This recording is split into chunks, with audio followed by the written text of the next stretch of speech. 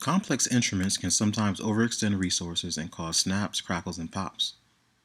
Kontakt includes the browser's Engine tab to help mitigate these problems. In today's video tutorial, we'll take a look at how to read the information and use the CPU profiling mode to speed up your sampler, fix errors, and boost speed with the Engine tab. Well, maybe not boost speed. And never miss a tutorial by subscribing to our YouTube channel at youtube.com/adsrtubes.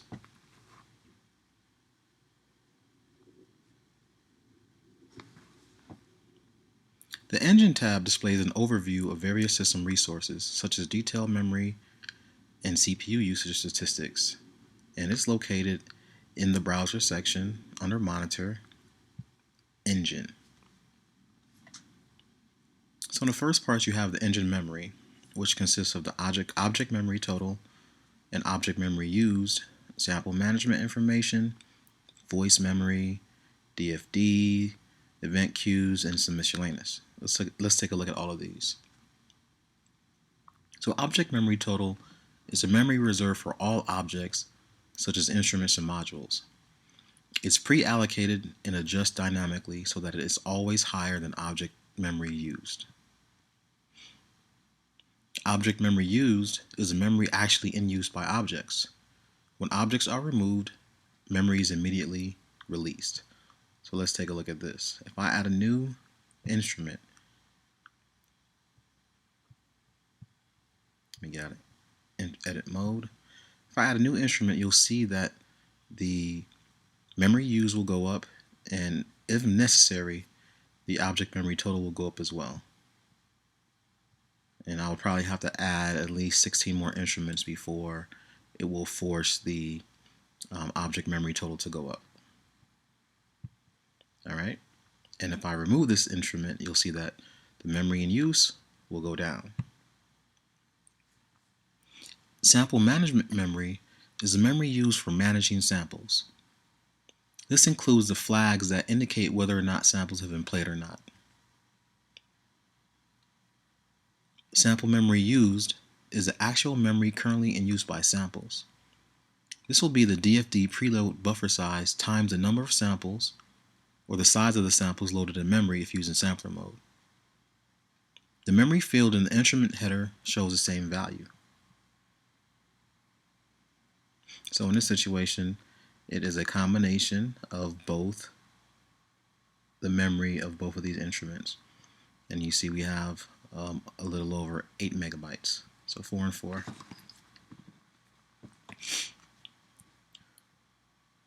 Next we have voice memory total. This is the memory allocated for voices. The max voices parameter in the instrument header directly affects memory available for voices. So as we change this max number of voices here, the memory total will go up. And currently we aren't playing anything, so that's why the voice memory used is 0. Now if we change one of these to a high number, let's say 256, you'll see the voice memory total should go up.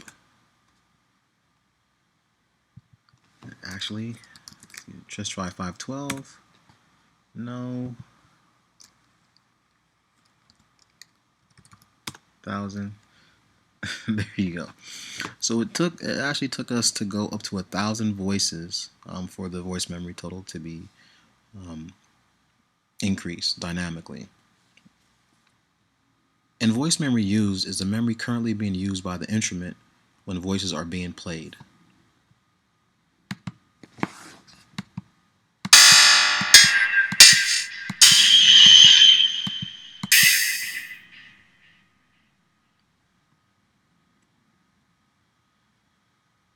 Memory is increased as more voices are played simultaneously. The voice handling options and voice group options dictate how much memory gets used and how fast memory is released. When the max number of voices is reached, the voice stealing kicks in.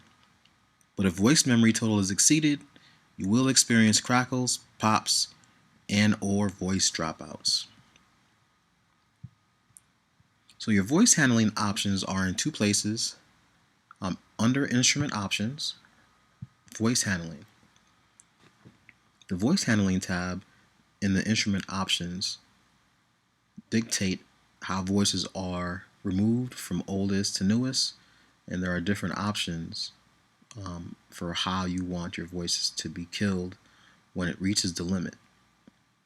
By default, it's oldest. So the oldest samples that have been played will be removed first in that order. The second place you can find items related to the voice groups is in the group editor.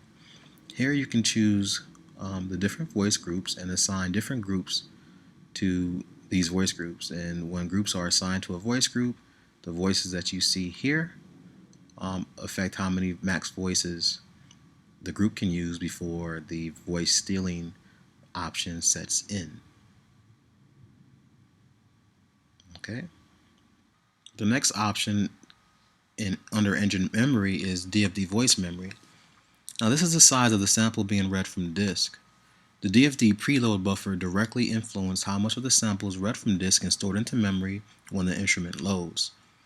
And this all is basically the number of the samples times the preload buffer size is what you see when you look at the memory. As the sample is being streamed, the rest of the sample is read from disk. And this is what you see here under DFD voice memory. Now as I play the sample, you'll notice that about 30 kbs are being read when I play it, and then it goes back down to 0.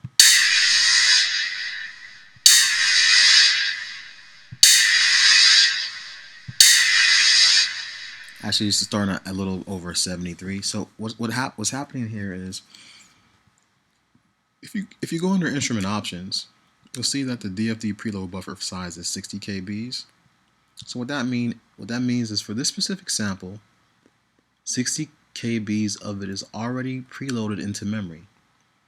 So when I click the key to play the sample, what actually happens is the rest of the sample is being read from the disk.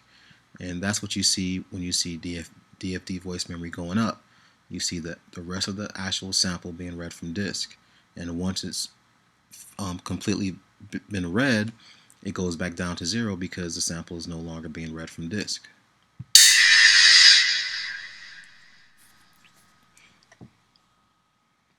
The next section we have are event queues.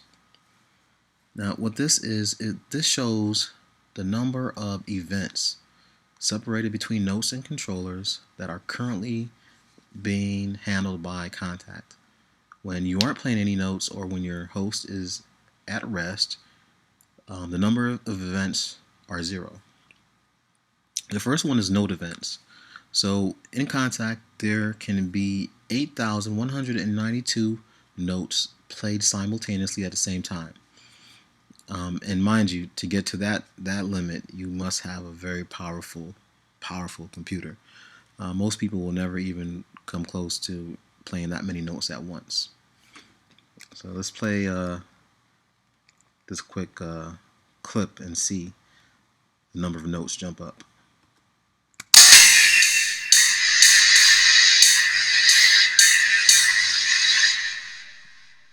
All right.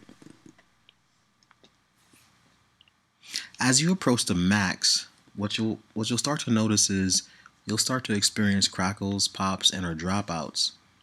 And how fast you hit this limit and when you hit this limit will be determined by the power of your computer. The next one is controller events used. This is the number of controller events currently being used. This differs a little bit from notes.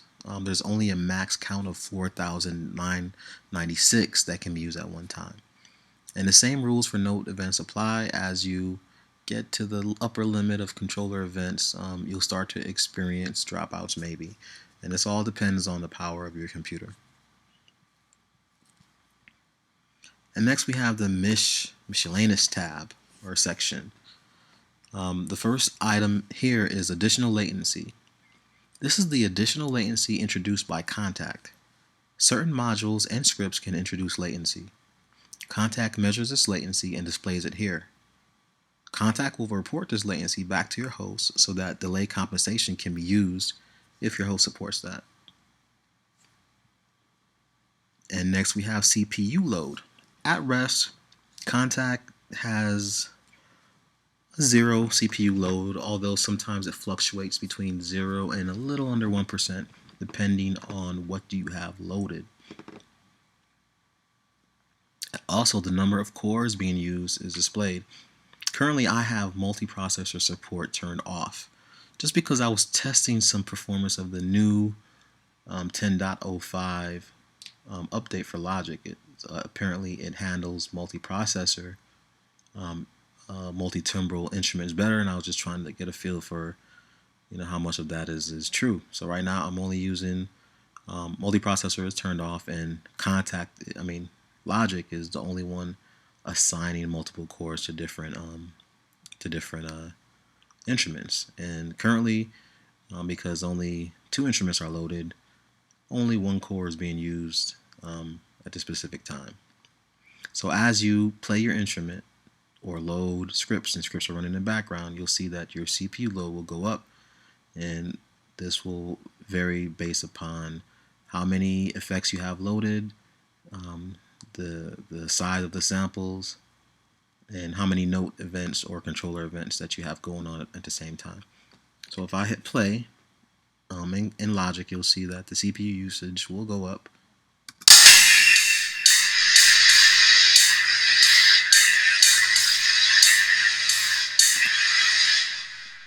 So just to show you, I have 2 instruments loaded. One is empty, nothing in there.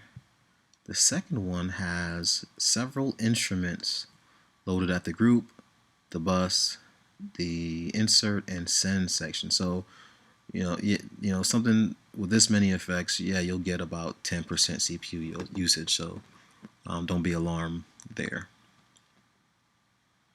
And if you want to change your multiprocessor support options, you go to your options tab and go to engine, and then go to multiprocessor support and turn it off, or turn it to however many cores you have. Now, if you do want to enable multiprocessor support, it only really makes sense to use all of the cores that you have available. It doesn't make sense to enable it and choose 3. So if you're going to turn it on, choose the max. And in past versions of Kontakt, native instruments have suggested that this option really only makes sense in standalone mode. There's been controversy on both sides of the field as to whether that's true or not. Me personally, I normally leave multiprocessor support on, and I haven't had any problems with CPU usage in Kontakt and Logic Pro, which is my host of choice. I also use it with Bedouil and Vienna Ensemble Pro, and I also leave multiprocessor support on with all my cores. So I think for each individual user and your machine, you're going to want to play with this setting to see what gives you the best results. But typically with the small number of instruments, like 16 instruments, I don't think you'll see an improvement whether you have it on or off.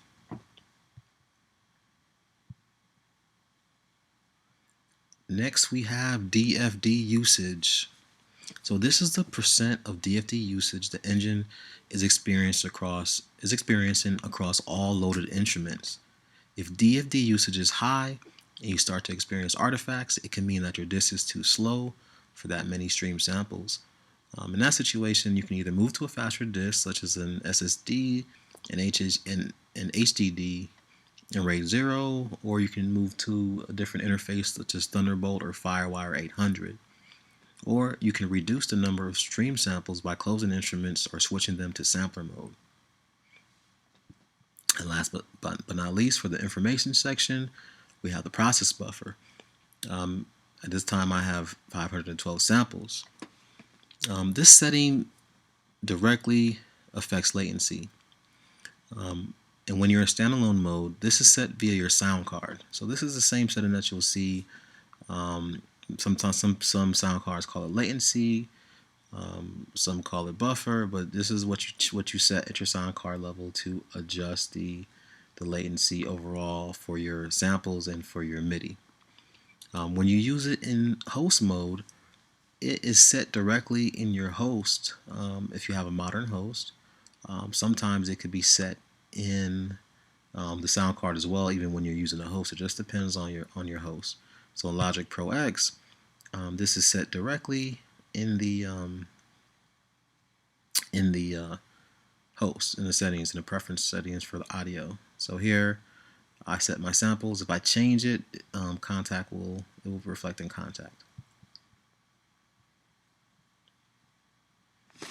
Okay, and finally in the CPU tab, we have a few buttons that are very, very important to this tab. So the first one is Restart Engine. So what this button does is it allows you to force Kontakt to restart the audio engine in case of CPU overruns. And it's also good for if you're playing with scripts or you have loaded various samples and memory is not reflective of what you think you have. Restarting the engine will basically flush all of this information, and it's almost as if you reloaded the instrument. The one thing that does not change when you restart the engine is samples are not purged from memory. If you want to purge samples from memory, you have to use the purge options here.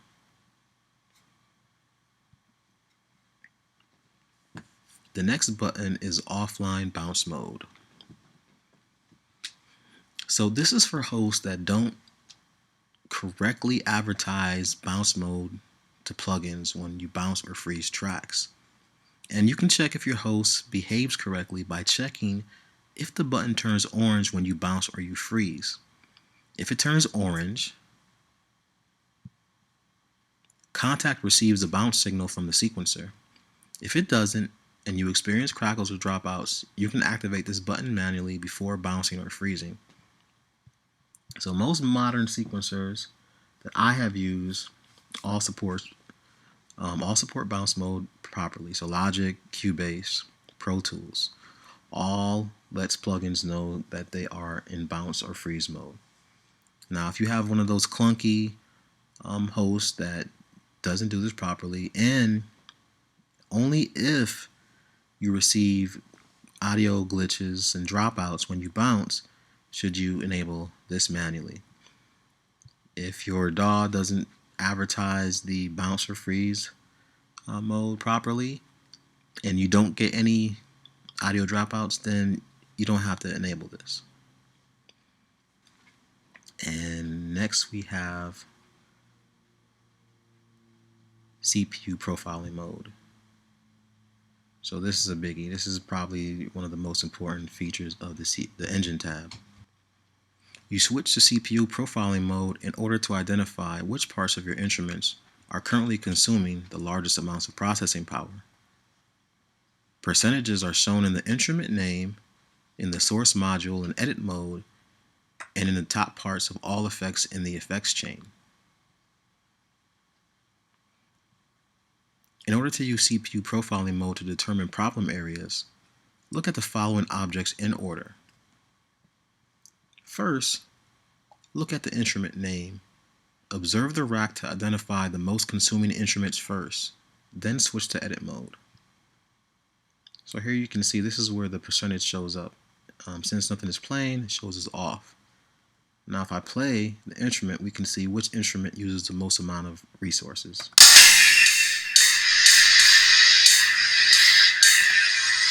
So as we can see, the first instrument is not barely doing anything. The second one, though, is using quite a bit of resources. So that's the one we want to target. So we enter edit mode for this instrument. Next, we look at the source module. Right now, the HQI is set to perfect. Try switching to a different HQI setting if CPU usage is too high. So we'll change this back to standard and see what we get.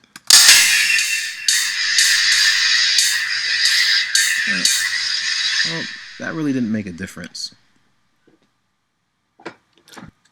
Next, take a look at group inserts. What you want to do is move memory intensive effects that don't have modulations to the instrument inserts instead. Remember, group effects are calculated per voice. So the more voices you have, the more effects will be used for each voice. So move these to the instrument inserts instead. So I have a jump, and what I would do is move that to here.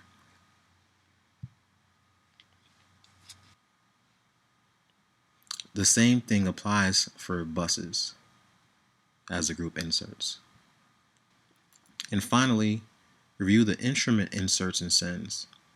You want to move memory intensive effects to the output section and inserts into the regular output channel and sends into the aux channel. So what we do for the instrument effects is we will take out, let's say, the chorus, and then we will put that into the channel.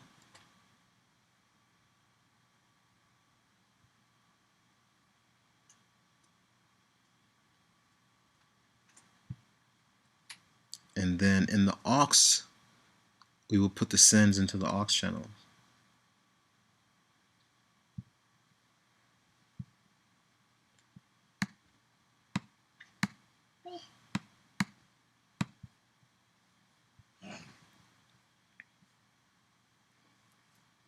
And just a quick tip, when you're in CPU profiling mode, you actually can't select the instrument modules, the effect modules. To actually select them, click on the lower part where the name is. This allows you to change settings while you're still in CPU profiling mode. So I hate to sound like a broken record when I say again and again that Kontakt is the most powerful and expansive sampler out. And because of this, features such as the engine tab and CPU profiling mode exist to help users get the most out of their instruments. Next time you experience audio dropouts or glitches, head on over to the engine tab and see what you can find. And don't forget to check out our website at www.kontakttutorials.com for more Kontakt tutorials and sounds. ADSR Kontakt tutorials, supercharge your Kontakt skills. This is DJ Nice signing off until next time. Now go make some music.